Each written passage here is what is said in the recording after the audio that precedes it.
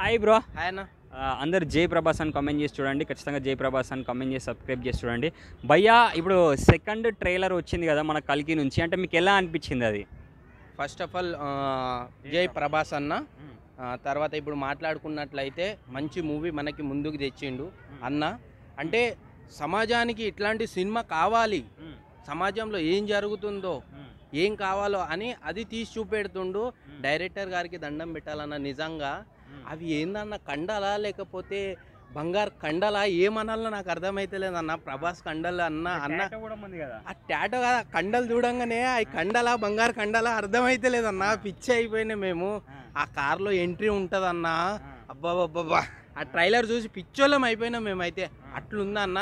కానీ ఇంకోటి డైరెక్టర్ గారికి స్పెషల్గా ఏం చెప్పాలంటే, అసలు సమాజంలో ఏం జరుగుతుంది అది మాత్రమే తీసి చూపిస్తారు. కలియుగంలో ఏం జరిగింది, ఏం జరగబోయింది, ముందు ఏం జరుగుతుంది, ఇట్లాంటి సినిమాలు సమాజానికి మంచి సినిమా, ఒక మెసేజ్ ఇస్తుండు సమాజానికి. ఇట్లాంటి సినిమాలు మాకు ముందుకు తీసుకొచ్చి చాలా హ్యాపీ. అండ్ ఇంకా ఇట్లాంటి సినిమాలు ఇంకా తీయాలనుకుంటున్నా. ఎందుకంటే సమాజం గురించి ఆలోచించిన మెయిన్ స్పెషల్గా చెప్పాలంటే, ఏదో 4 పాటలు పెట్టేసి సినిమా ఏదేదో స్టోరీ తీసేసి చెప్పకుండా మంచి స్టోరీ, సమాజంలో ఏమైతే జరుగుతుందో కలియుగంలో అదే తీసి చూపెడుతున్నా అన్న. చాలా హ్యాపీ అనిపించింది. డైరెక్టర్ గారికి అంత మైండ్ ఖర్చు పెట్టిండు, దండం పెట్టాలన్న నిజంగా డైరెక్టర్ గారికి. అలాగే హీరో గారు ఎంతో మంచి సినిమా తీసి ఇంత మంచి ఆ సినిమా కష్టపడడం కానీ, అన్న కష్టపడడం కానీ నిజంగా హ్యాండ్సప్ చెప్పాలి అన్నకి. సో ఏంటంటే సమాజంలో ఏదైతే జరుగుతుందో అదే చూపెడుతుండో, అది హ్యాండ్సప్ చెప్పాలన్న.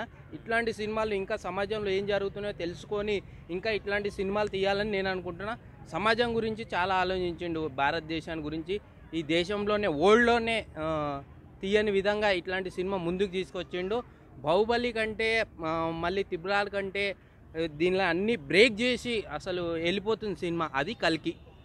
Okay bro.